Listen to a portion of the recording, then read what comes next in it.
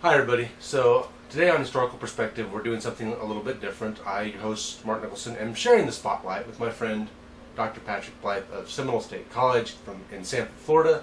He's a history professor there. He teaches young minds, corrupts them thoroughly, I'm sure, which is an excellent thing to do. And so over the next few weeks we're going to have a series of discussions. Rather than it being a straight monologue by me, it'll be the both of us talking about historical topics. Say hi to the people, Pat. Hi. Don't be too expressive. At any rate, so we're going to talk about these historical topics. We know each other a long time, so we'll have a nice give and take, I think. But the first topic we're going to talk about in this series is whether or not the British lost the American Revolution or the Americans won. So ultimately, did the triumph belong to the Americans, or did the British lose the war? Did they blow it? I've talked about this topic in a couple monologue videos, so we're going to take it on here today, you and I. So, you have a thought? Did the British lose or did the Americans win? Well, that is difficult It's because not supposed to be easy. Yeah. Well, first I'm going to preface this by saying I am not a military historian, nor did I have chance to prep as I normally would. I'm just enjoying the conversation with my friend. But a couple of things I would like to say off the top of my head on this subject would be, did the British lose or did the Americans win? And I'm sorry this does sound a little bit academic, but a little bit of both is what I would say. I think there is a myth in the American psyche that the early United States used guerrilla war tactics to win the war. Most famously, the Lexington and Concord battle, I think.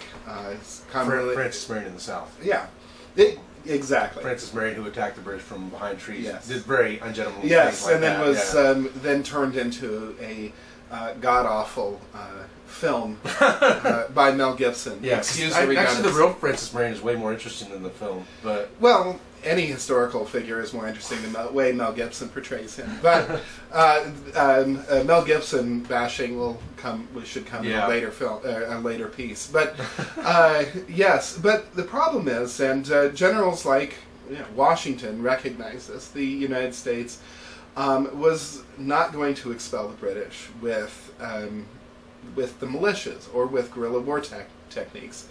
The militias were not well trained. Well equipped, exactly. In fact, they weren't even well fed. Some would. No. They almost starved to death. Most militia training tended to be get together once a week or once a month, drink beer and shoot guns. Great American pastime. Helps to keep the population down, but does not make for good soldiers.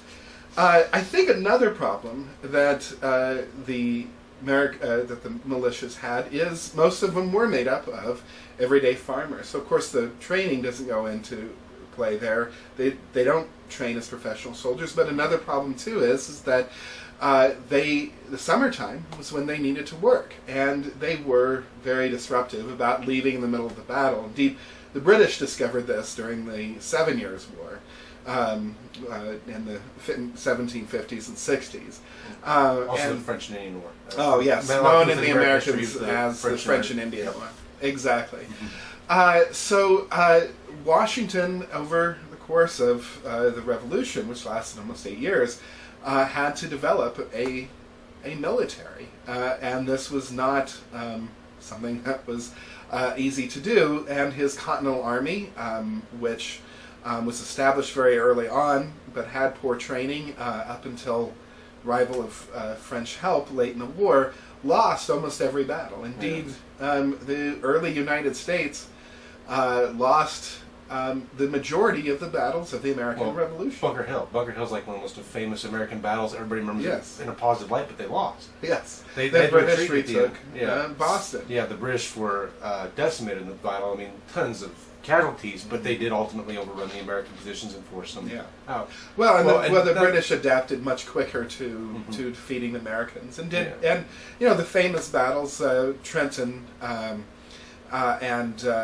Saratoga, yes, are well known because they're seen. Sometimes some people would argue they are turning points in the war. But of course, Washington knew he could not go on from Trenton to New York. Saratoga would have been a minor skirmish, except for it convinced the French to come in. So, exactly. So Washington's strategy, I think, was basically prolong the war, make it very expensive for the British to fight. But that could be making an argument then that the Americans did win the war because they understood that all we have to do is keep them fighting, and eventually they'll get tired of fighting. Yes, and so in that way, I guess the British would have lost. Yeah. So the French won. Well, yes. It was. I mean, the French ultimately came in. Well, Yorktown, they're half the forces, and they've got the Navy that's got the British pinned down. Even at Yorktown, the British still controlled several major cities, I believe, and you can check very quickly on the internet. I'm right. It still controlled New York. I think the Americans had taken back Pennsylvania, but the British did not have to end the war when they did. Well, they did. I actually did a video on this, which if you watch my videos, you know this. So this shows how good a friend he is. Doesn't watch my own videos. The British were besieged by the French on their own land. The French had actually started bombarding the English coast, and the Spanish had declared war on the British. Basically, all of Europe said, let's put a little mud in the British eye because the British are the most powerful nation in the world. And that's another way the Americans were able to be victorious, is that every nation in Europe that wanted to stick it to the British, which were many, lent money, support, and arms. The French were not the only. They were lented the most military support. But there were still some in Parliament who were saying, no, let's keep going. We don't want... The British had their own kind of domino theory at the time. The king, George III. Yes, absolutely. He was big on not allowing the Americans to leave. There's also, too, you could say, why did the British take so long? And because several British generals recognized this. They would win a battle, and the Americans would run away. Why? But they couldn't. They could hold the major cities. They held Philadelphia, took that twice. They held New York for most of the war. Didn't Boston, really need off and on Boston, although they gave up Boston because it wasn't very strategic. Charleston, South Carolina, they lost and gained it a couple times. Absolutely, Atlanta. So they could win major cities, win the major. It would have been Savannah. Oh, Savannah. Savannah was the major. Well, yes, of course. Time because Atlanta's too far inland. Yes, but way too far inland. Yeah, exactly. Atlanta didn't become a major city until early 19th century. But regardless, I think not to divulge, but railroads is what made Atlanta. Yes. Very much. Anyway, but I actually have a little bit of a theory with the peace treaty that came, the peace treaty that eventually did end the war. The Americans win because, hey, we get independence, we get exactly what we wanted. But not only did the Americans win, but the British also get some victory too, because they get all these European powers off their back. Yes. That's all done now. And not only that, but they kind of snuck the treaty out. So the Americans find themselves sneaking back closer to the British. And in fact, post-war of 1812, 30 years later, we end up being pretty close for the last 200 years. I mean, in part of the thing is that the United States did very much depend on British trade. And prior to the war, and many people worried about that would the United States be able to survive without trade with England. Thomas Paine discussed that in Common Sense, of course, saying, I think something I'm paraphrasing here, but America will always make money as long as eating is the habit in Europe. But the United States did suffer a very deep post-war depression after trade relations with the British were stalled. 2 rebellions and ultimately the complete change in government. We went from the Confederacy to the Constitution. What with the Shays Rebellion and the Whiskey Rebellion, are the two. Yeah. Well, Shays Rebellion initiated, in many ways, the Constitution. Whiskey Rebellion basically demonstrated the revolution was over. Yeah, a new government was in place. Yeah, General Washington said, no, nothing's sticking around. Yes, I won my revolution. Yeah. And you don't. Yeah. So it is a deeply complicated question. There's not necessarily a right answer but to the question. But it is a good question. Yeah. But I mean, it looked like at the beginning of the war that the British were, I mean, they were, all the way through the war, they were superior force. But it was so costly to bring over soldiers, money, of course, famously. Then at home it became unpopular. Yeah. The British public opinion turned on the war because it was costing a lot of money, it was costing soldiers.